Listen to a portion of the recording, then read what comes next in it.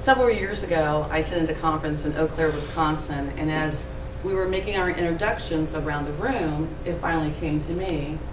A gentleman came up to me and he said, "What's your name and where are you from?" I said, "Well, my name is Nancy McLaughlin, and I'm from a small town outside of Dayton that you probably never heard of." He said, "What's the name of the town?" I said, "It's a small town and its name is Xenia, Ohio." The room was deathly silent. You could have heard a pin drop.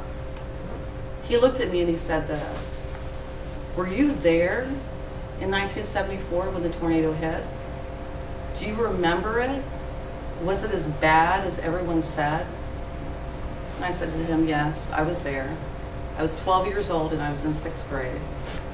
And yes, I remember everything." This presentation is to commemorate that day in 1974, April 3rd, 1974. Let me begin my story with a pictorial journey. Xenia, Ohio is a very provincial, small town. It hasn't really changed much at all.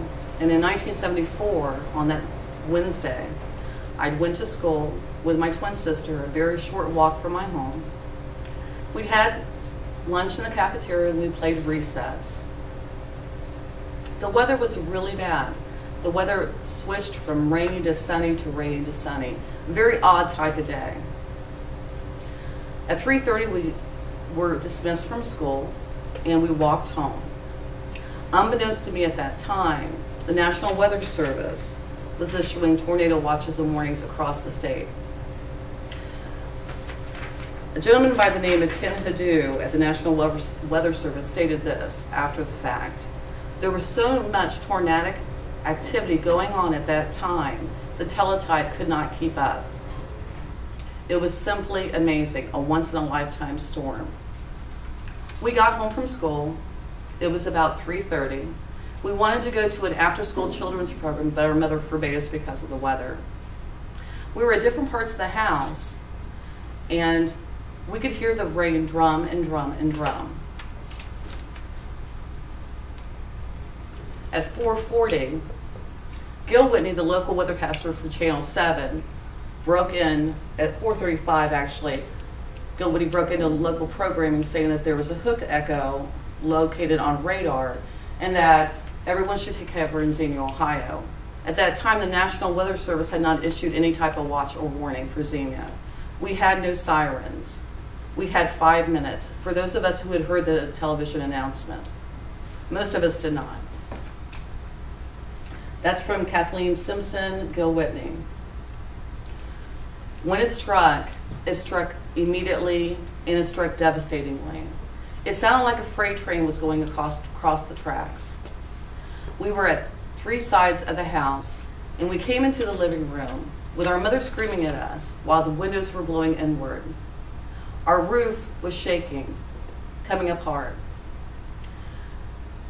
Boards were going through the wall from the outside. Our mother huddled us together, 3 scared little girls, put our coats over us, and said, "Pray, children, pray."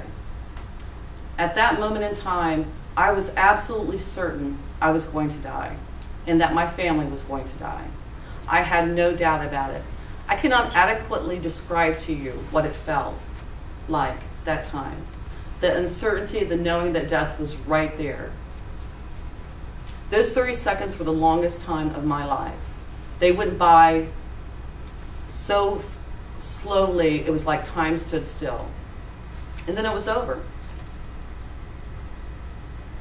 The first thing I saw after it had passed were all the windows gone.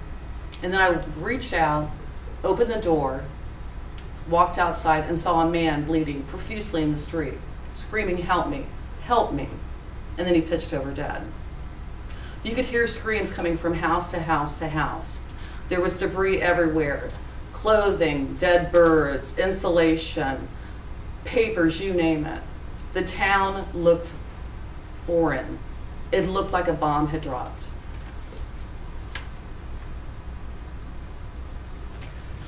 The statistics are this: 34 people died, 13 states were struck by tornadoes that day, 148 total. Half of our town was gone. 3 major schools were destroyed. Half of the people in our town had no place to go.